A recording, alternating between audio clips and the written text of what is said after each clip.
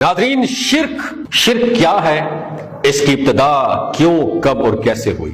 دنیا کی پہلی مشرک قوم کون سی تھی؟ پہلی مشرک قوم کا انجام کیا ہوا؟ ہماری یہی آج کی ویڈیو کا موضوع ہوگا۔ ناظرین، شرک توحید کی مخالفت اور ضد کا نام ہے۔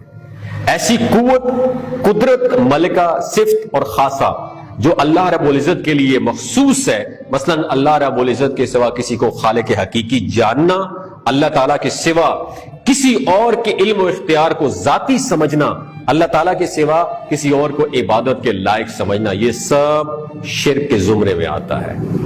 اللہ رب العزت کی ذات یا صفات میں کسی دوسرے کو شریک کرنا یا اس کے برابر کسی اور کو سمجھنا یا کسی کی ایسی تعظیم یا فرما برداری کرنا جیسے کہ اللہ تعالیٰ کی جاتی ہے، اس کو بھی شرک کہا جاتا ہے۔ قرآن مجید فرقان حمید کی سورہ نساء میں رب قدیر نے ارشاد فرمایا، جس کا ترجمہ یہ ہے کہ اور تم اللہ کی عبادت کرو اور اس کے ساتھ کسی کو شریک نہ ٹھہراؤ۔ ناظرین، اللہ تعالیٰ نے اس دنیا میں انسانوں کی رہنمائی اور ہدایت کے لیے 1,24,000 کم و بیش انبیاء کرام مبعوث فرمائے جو اپنی امتوں کی توحید کی دعوت دیتے رہے۔ اللہ سبحانہ و تعالیٰ نے تمام پیغمبروں کے ذریعے بنی نوع انسان کو جو سب سے پہلا میسج بھیجا وہ لا الہ الا اللہ ہے، جس کا مطلب ہے کہ اللہ کے سوا کسی کو عبادت کے لائق نہ سمجھنا۔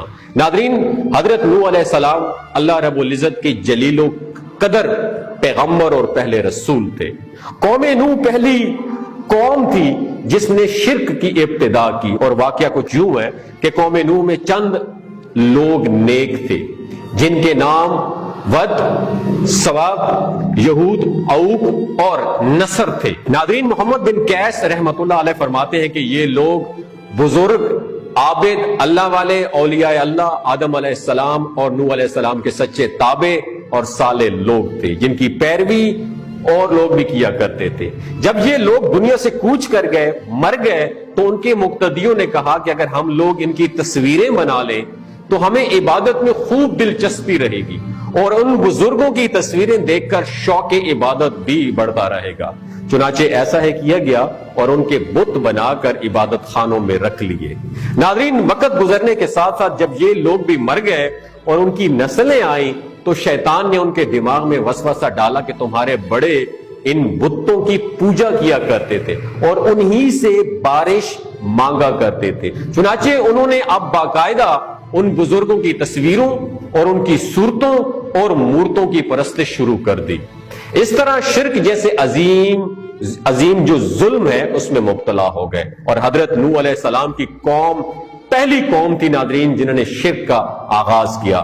دوستو، صحیح بخاری کی حدیث نمبر 4920 میں ابن عباس رضی اللہ تعالی عنہ کی تفسیر میں ابن عباس رضی اللہ تعالی عنہ نے فرمایا کہ یہ نوح علیہ السلام کی قوم کے صالح اور نیک آدمیوں کے نام ہیں، اور جب یہ لوگ فوت ہو گئے تو شیطان نے ان کی قوم کے دلوں میں وسوسہ ڈالا کہ ان کی تصویریں اپنے بیٹھک یعنی بیٹھنے والی جگہوں میں لگائیں، جب ان کے بڑے لوگ جہاں پر بیٹھا کرتے تھے، اور وہ ان کے نام بھی انہی کو دیں، تو انہوں نے ایسا ہی کیا۔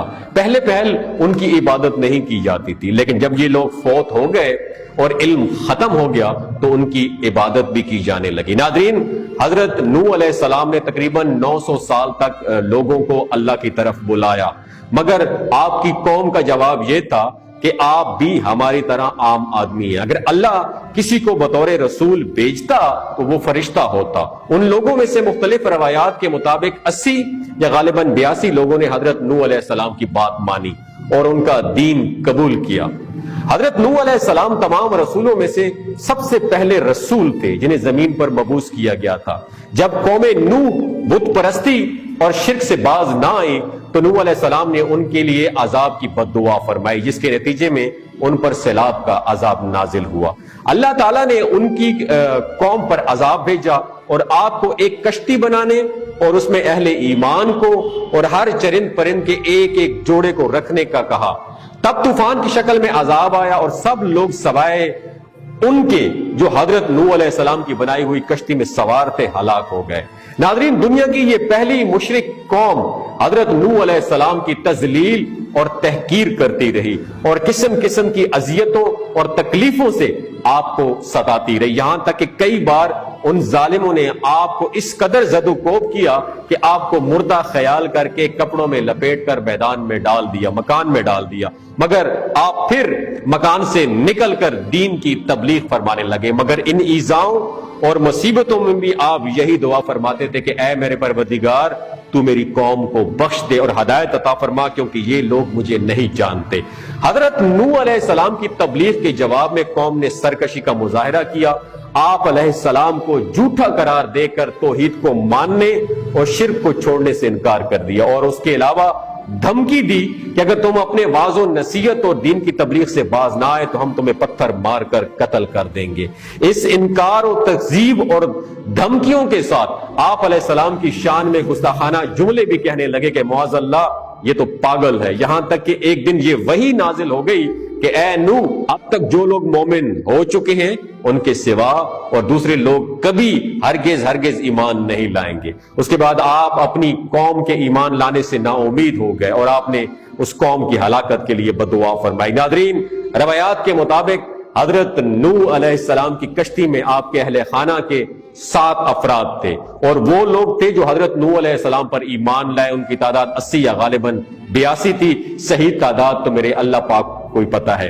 جب حضرت نوح علیہ السلام کی قوم پر عذاب آیا تو آسمان سے زبردست بارش برسی اور لگاتار 40 دن تک دن رات بارش برستی رہی، پانی پہاڑوں سے اونچا ہو گیا، یہاں تک کہ ہر چیز اس میں ڈوب گئی۔